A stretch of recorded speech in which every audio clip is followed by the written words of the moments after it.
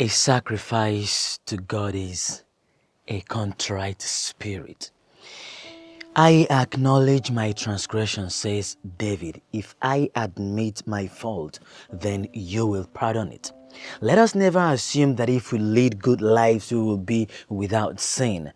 Our lives should be praised only when we continue to beg for pardon.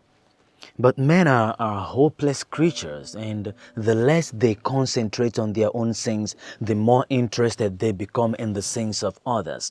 They seek to criticize, not to correct. And unable to excuse themselves, they are ready to accuse others. This was not the way that David showed us how to pray and make amends to God when he said, I acknowledge my transgression and my sin is ever before me. He did not concentrate on the sins of others. He turned his thoughts on himself. He did not merely stroke the surface, but he plunged inside and went deep down within himself. He did not spare himself, and therefore he was not impudent in asking to be spared. Do you want God to be appeased?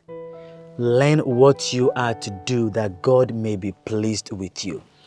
Consider the psalm again. If you wanted sacrifice, I would have given it.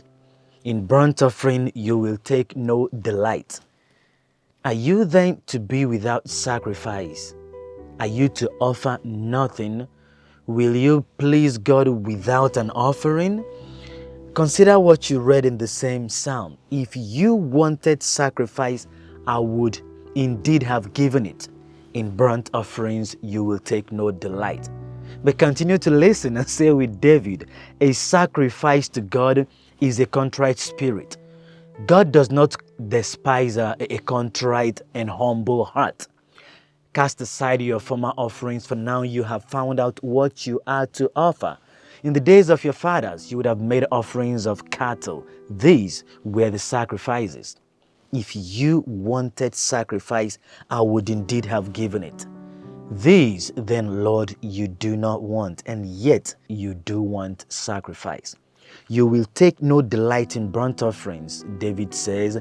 If you will not take delight in burnt offerings, will you remain without sacrifice? Not at all.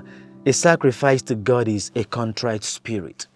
God does not despise a humble and contrite heart. You now have the offering you are to make. No need to examine the herd, no need to outfit sheep and travel to the most remote provinces in search of incense. Search within your heart for what is pleasing to God. Your heart must be crushed.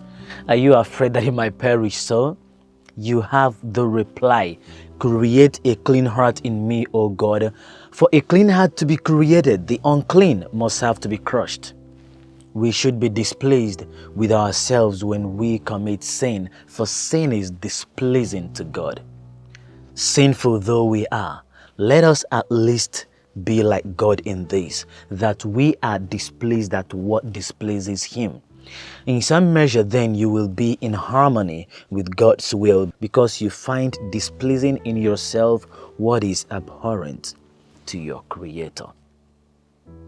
A sacrifice to God is a contrite spirit. A broken and contrite heart He will never despise.